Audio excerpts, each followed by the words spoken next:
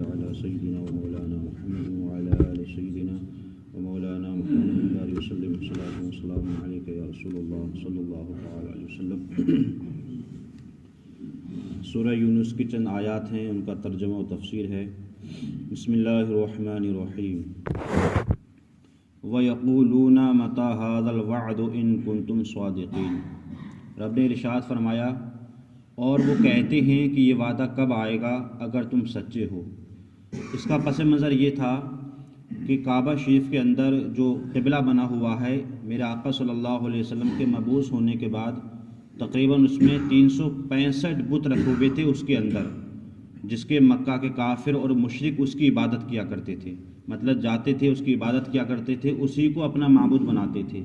تو میرے آقا صلی اللہ علیہ وسلم ان کو بار بار سمجھاتے تھے کہ یہ بت جو ہیں یہ ان کی پوجا نہیں کی جائے گی، بلکہ صرف اللہ ہے جس نے پوری کائنات کو پیدا کیا ہے، جس نے تمہیں بھی پیدا کیا ہے اور مجھے بھی پیدا کیا ہے، صرف اس کی عبادت کی جائے گی۔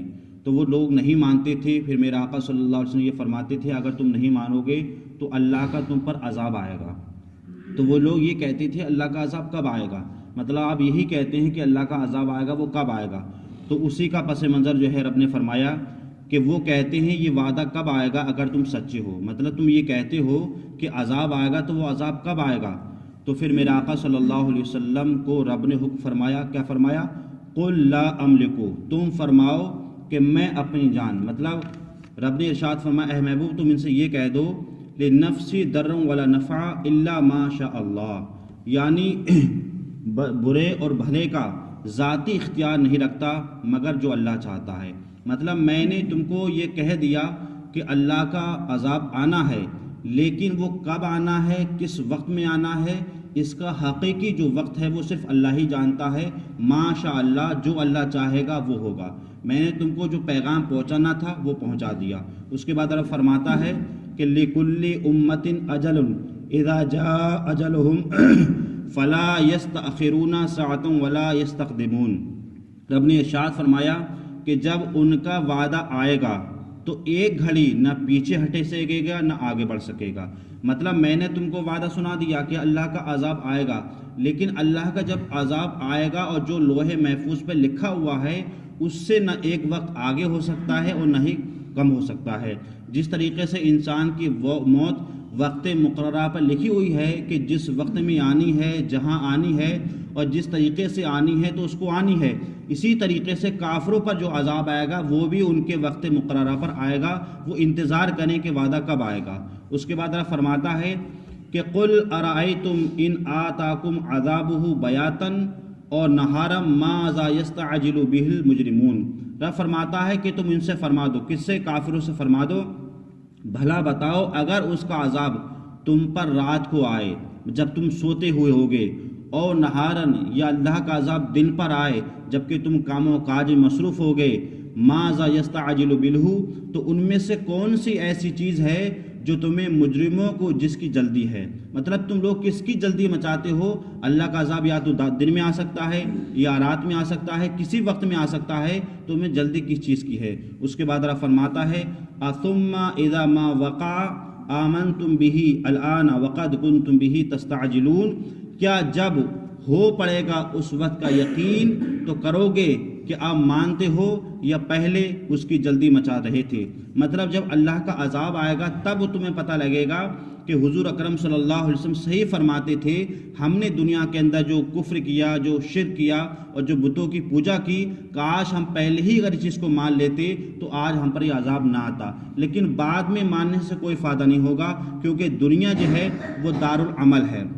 انسان یہاں پر عمل کر سکتا ہے اور مرنے کے بعد اب اسے کوئی عمل کا موقع نہیں ملے گا، بلکہ آخرت میں صرف اس کو بدلہ ملے گا جو اس نے کیا ہے دنیا میں کیا ہے۔ اس کے بعد فرماتا ہے جو تم نے کیا وہ کیا، اب دیکھو تمہارے ساتھ کیا ہوگا۔ رب فرماتا ہے ثم قیل للذین ظلموا ذوقوا عذاب الخلد، پھر ظالموں سے رب فرمائے گا ہمیشہ کا عذاب چکھو، تمہیں کچھ اور بدلہ نہ ملے گا۔ مطلب دنیا میں جو تم نے کفر و شرک کیا تھا، اللہ اس کے رسول کی نافرمانی کی تھی، اور جس عذاب کی تم جلدی مچا رہے تھے کہ وہ عذاب کب آئے گا، رب فرماتا ہے ظالموں سے کہہ دو، حضور ظالموں سے کہہ دو کہ ہمیشہ کا عذاب چکھو، اب تمہیں اس کے علاوہ کچھ نہیں دیا جائے گا۔ تم سوچو کہ ہمیں کچھ راحت مل جائے گی، کچھ آرام مل جائے گا، تو اب ایسا کچھ نہیں ہے۔ جس عذاب کا تم انتظار کر رہے تھے اسے چکھو اور اسے کھاؤ، اور ہمیشہ تم عذاب میں رہو گے۔ الا بما کنتم تکسبون، مگر یہ وہی ہے جو تم کماتے تھے۔ مطلب دنیا میں جو عذاب تم نے جو ہے کمایا اور بدعمالیاں کی، کفر و شرک کیا، یہ اسی کا بدلہ ہے جو تم پر آج ہو رہا ہے۔ اس کے بعد رب فرماتا ہے وَيَسْتَنبِئُونَكَ أَحَقٌّ هُوَ قُلْ إِنَّ وَرَبِّي إِنَّهُ الْحَقُّ مَا أَنْتُمْ بِمُعْجِزِينَ، اور تم سے پوچھتے ہیں کیا وہ حق ہے؟ تم فرماؤ ہاں میرے رب کی قسم بے شک وہ ضرور حق ہے اور تم کچھ تھکا نہ سکو گے۔